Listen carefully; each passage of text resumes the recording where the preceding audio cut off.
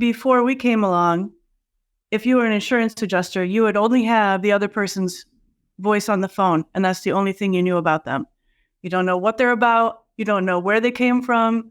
You don't know how long they've been in the United States. You don't know anything about them, just what they tell you on the phone. Can you imagine having millions of dollars at stake in that scenario?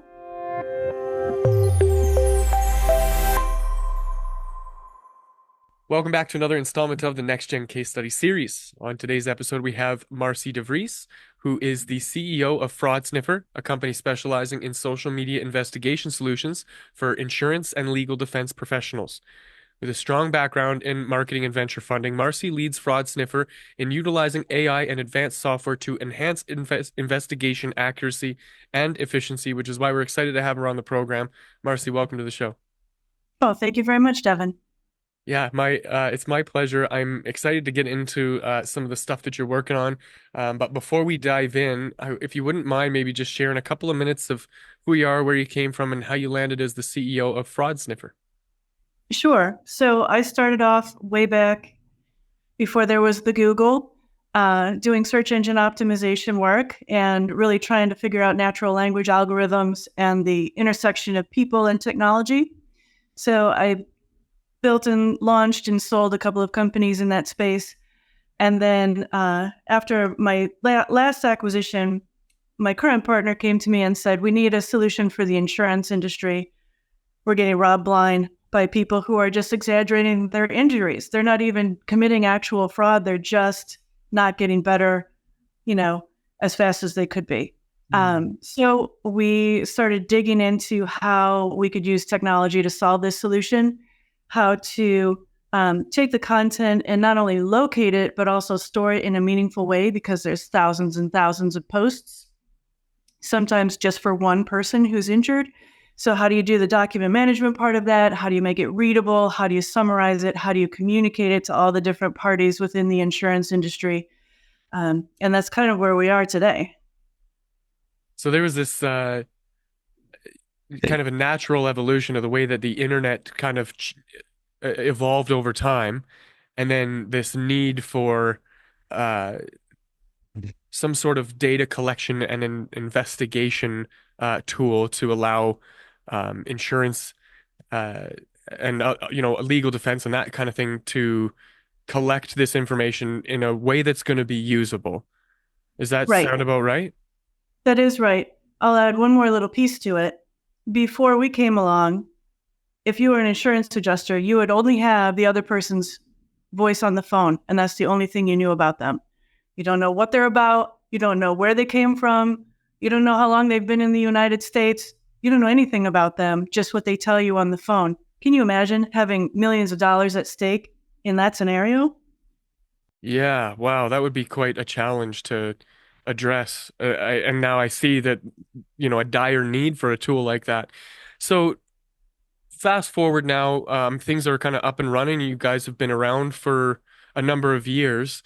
I wonder if maybe we can explore how your role has evolved in the company because, initially I'm sure there was a lot of hats to wear, a lot of different things that needed to be taken care of, that maybe aren't the case anymore. Could you share a little bit about what that experience was like? Well, when you say wearing a lot of hats, you're absolutely right. I was developing the search methodology. I was building the search tools. Then I built the order management system. Then I was building the software repository in conjunction with our very excellent team of developers here in Michigan. Um, and now I'm moving into how can we streamline what we're doing. So the natural next step for us, as you may have noticed, AI just dropped on the scene. The next natural step for us is to use that to make our processes a little bit more efficient. So what we're thinking of initially, we've actually deployed this either last Monday or it's deploying on this coming Monday. Mhm. It's an AI that reads all those hundreds of posts that we have per claimant, and it digests them and provides a summary of what the activity is for that claimant. Saves us a couple of hours per file. I think that that's a big win for the company. Yeah, there's an efficiency that comes along with using a tool like that to Yeah. sift through this stuff, right? There's so much noise. Even myself, for doing guest research, there's a lot out there, right? And so it's difficult to pick and choose what's actually important information. And even true to the point, before we were talking, I had to still verify some of that information with you because sometimes it gets it wrong, but it eliminated a day worth of work for me or my assistant to be able to just, hey, go on the internet, look for this person, find this information, sort it out in a way that's going to be usable for me, and then we can go from there. And so that's really cool to see that these tools are evolving so quickly. Um, so we've talked about or kind of touched on, the insurance and legal defense, kind of the necessity for that. These people obviously are difficult to work with. They're difficult to find. They're difficult to communicate with, just given the nature of the work that they do, being that they're so busy and kind of wrapped up in what they're doing. So I wonder if we could explore, what it looks like to find those people, how you communicate with them, how you bring them into your business and establish that need for them to use your tool. You mean the claims adjusters and the legal professionals? Yes, yeah, Yeah, you're right that they're fantastically busy. And they also have thousands of vendors knocking on their doors all day long. right. So, yeah, the challenge for us has been all the gatekeeping and competing against former methods, right? That's always, when you have something new and innovative, you're always competing with the past. And most of the time, we would hear, oh, well, we have a couple college kids who do that for us, and it's great. But what they didn't realize is all the legal ramifications of doing it wrong, where you have, if you miss your metadata, you are not admissible into court, and you can have all this great content about somebody who's water skiing with a back injury, and it'll get thrown out of court because you didn't record the last half of the URL when you took a screenshot. Oh my goodness. Right? So it is super unbelievably important to have a professional do this. And have it be done correctly. But communicating that has been very difficult. So our method for doing that is to, first of all, we just started blogging. We blogged our brains out. It helped us solidify our message. It helped us really codify what we were trying to communicate. And then we could measure what the results were of each message as it went out onto the blog, because we could check the traffic on it. Then we took all that content, we started blowing that out in social media, only on LinkedIn, because we can't put it on Facebook because all of the people that we're searching for are on Facebook. And we can't go around telling them what we're doing on Facebook because they're going to turn off their profiles, right? Can't rat yourself out, yeah. Right. It's been very challenging. You Yeah. can't put an ad on in the Super Bowl because, it's just not, it would defeat our own purpose. So we had to be very strategic, and we joined a whole bunch of trade associations for legal professionals, and some referral networks have invited us to be a preferred vendor inside of those networks. Now, what that means is, first of all, you have to be vetted by them, but then you have to continue to perform at a level that you maintain your standing in those groups. So in order to be in those groups, you have to be at the top of your profession. So it's a combination of an excellent product that's consistent and getting that referral network, because in insurance and in legal professional circles, basically, if someone else tells you that you should use that vendor, you'll use that vendor. But if the vendor says they're great, you don't listen to them at all. Right. That having the network and the referrals and then creating a customer experience that is worth remarking on, right? Like that's a big part of this, is not just having a really great tool, it's also how you support the people using that tool, how you communicate with them, how you find them to begin with. All of these things are really important to the end user in their decision-making process.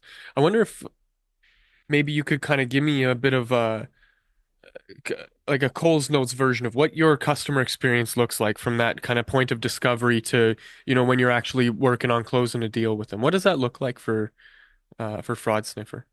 Well, so we describe it as the white glove experience. Remember way back in the day when everyone in a hotel had white gloves so they wouldn't leave fingerprints on your luggage? Hmm. Like, we're concierge, we're white glove, we're high quality. All of those are, they're like the tent poles of our customer experience. Mm. Um, Beginning with a website inquiry, most people just put in a question on our website, can we work together? Our sales team takes it from there. They do a lot of consultative selling. If it's not a good fit, we will tell a customer that it's not a good fit. And then we sort of get introduced into the production team. Once you're in operations and production, that experience continues on, that white glove experience. You'll have somebody who you can call up 24 hours a day. You have people who are answering their email 24 hours a day. Our physical surveillance team is available on weekends to take phone calls and follow up. All of those kinds of experiences, like if you could imagine what you wanted from a vendor, we strive to provide all of those things for our clients. Yeah, most people are kind of, and I don't know, maybe you can share your experience to this, but when it comes to dealing with like customer service, uh, a lot of people are ready for a battle when Yeah. they come to have a problem solved. They're ready to fight somebody. And I don't know when or where the way we do business changed, but there is this gaping hole in the market now for exceptional experiences. It sounds like Yeah. you kind of got a process dialed in. How did you arrive at that? What did you do along the way to kind of evolve that process and really make it stand out for your clients? Well, that's a really excellent question. I mean, I feel like we've done it since day one, because what we're trying to do here is what is the right thing. A lot of companies are run by CPAs, or they're run by, the financial division that's like, well, if you would spend, 1 hour less per client, we would make so much more profit.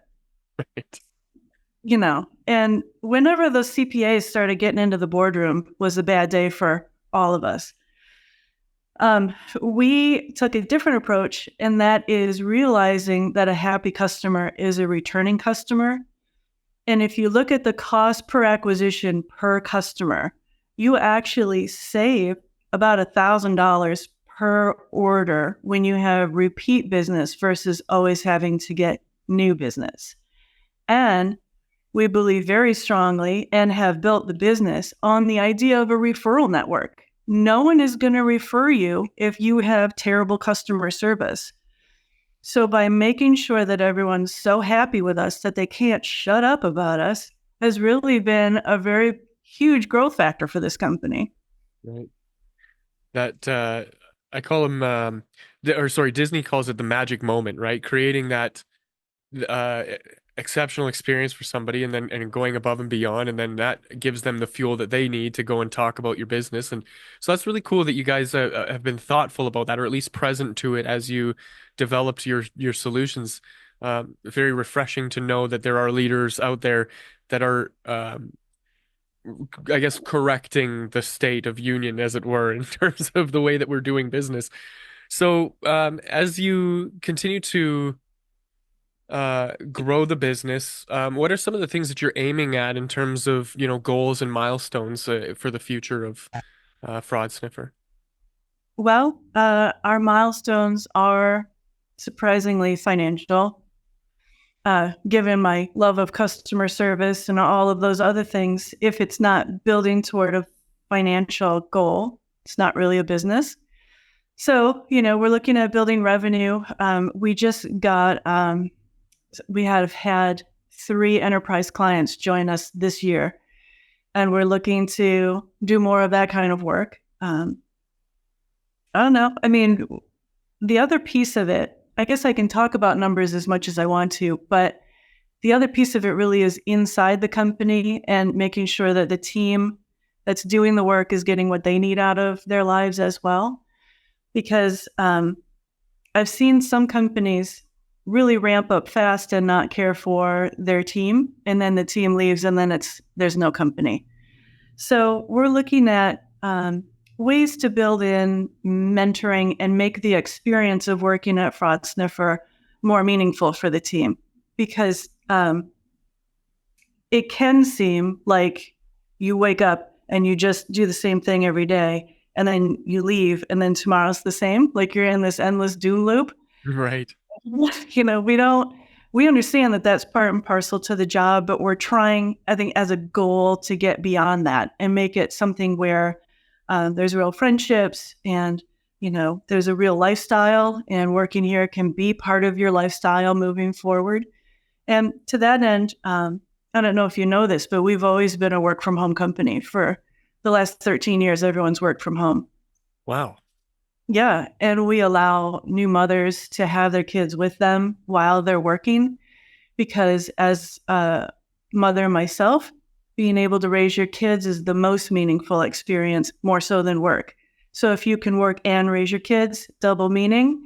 If you have to abandon your kids to work, your work becomes really meaningless. So trying to build that kind of a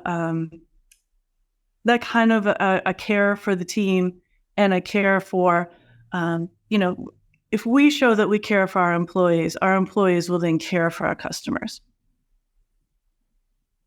You're one of the first people that I've spoken to, and we've done almost 60 or plus episodes of this podcast, and you're one of the first people actually that has mentioned company culture being one of the things that you are aiming at in terms of what growth is important to you.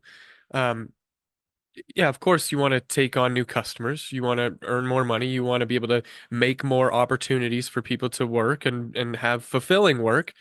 And the just the fact that that's a part of your, just the key things that you're aiming at is refreshing. That's something I haven't heard yet. How Well, it makes me happy and sad at the same time, honestly.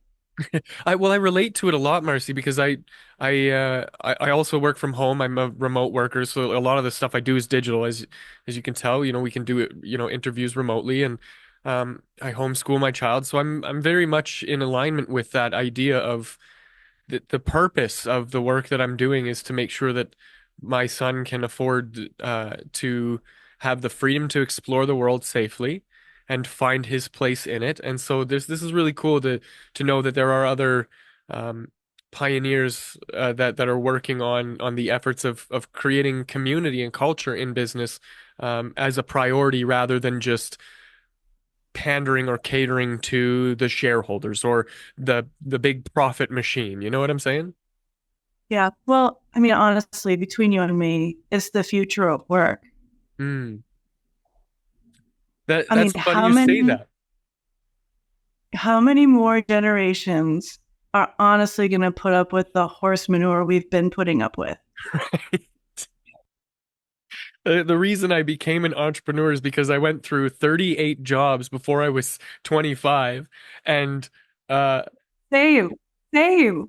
and it wasn't like I was getting hired and then I was a problem at that place. It's just that after working there for a couple of months, you realize, like, is this it? This is all I get to look forward to every single day. I'm just a piece of a cog in the machinery, and I never really felt like like that was gonna be a place for me. So it's cool to see the other side of the curtain now, being the guy that has to create the jobs. That's a difficult effort. It's not something that comes easily because I'm sure, as you've experienced, finding the right people who you can provide solutions for is one of the bigger hurdles. So as we kind of like look at into the future here, because we're kind of coming to the end of our time together here, and I want to make sure that we cover all our bases. So I'd like to maybe get your perspective on what are some of the trends in the space. You mentioned, working from home or working remotely is one really key thing that our workforce is kind of aiming at. Are there any other, trends or cool things that you see coming down the pipeline that you're excited about? Well, obviously, I'm excited to see where technology goes in general. I'm excited and nervous at the same time, because we've all lived through, right, going from database to Web 2.0 to the big press announcement about AI. Although secretly we've been dealing with AI for the last 5 years or more. Um, I hope that everyone understands that AI is great, but it doesn't have frontal cortex. And what's amazed people is that they're um, able to be fatigued and they're wildly inconsistent. And those two things are what have driven innovation in the world since the beginning of time.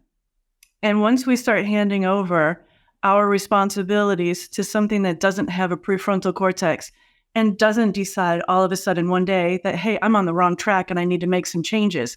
How many times have people done that in their lives? How many times have you done it? How many times have I done it? We all have to do it. It's part of what makes us better.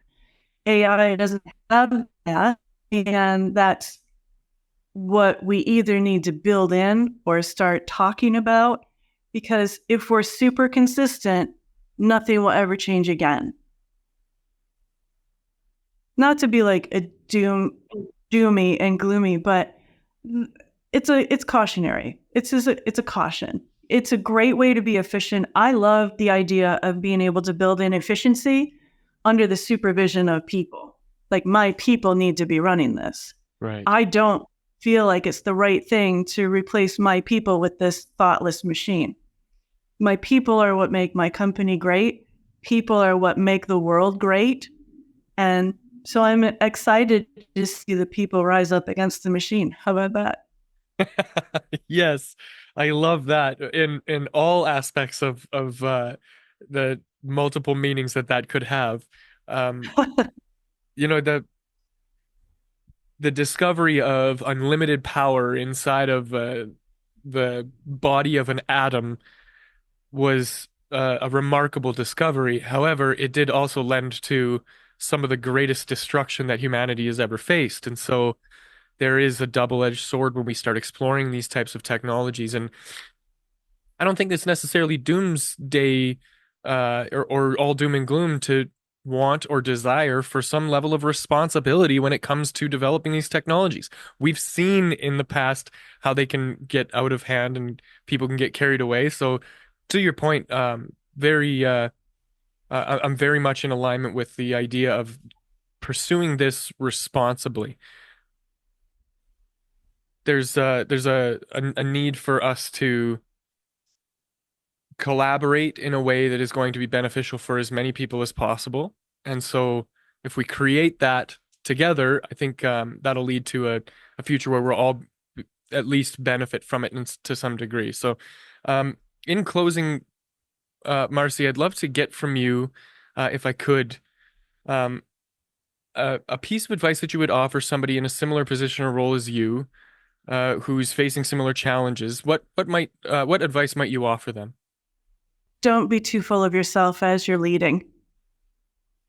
It's the single biggest mistake I see often, that you're put in the position of leader, so you feel like that gives you the right to yell at everybody and boss them around, and it doesn't.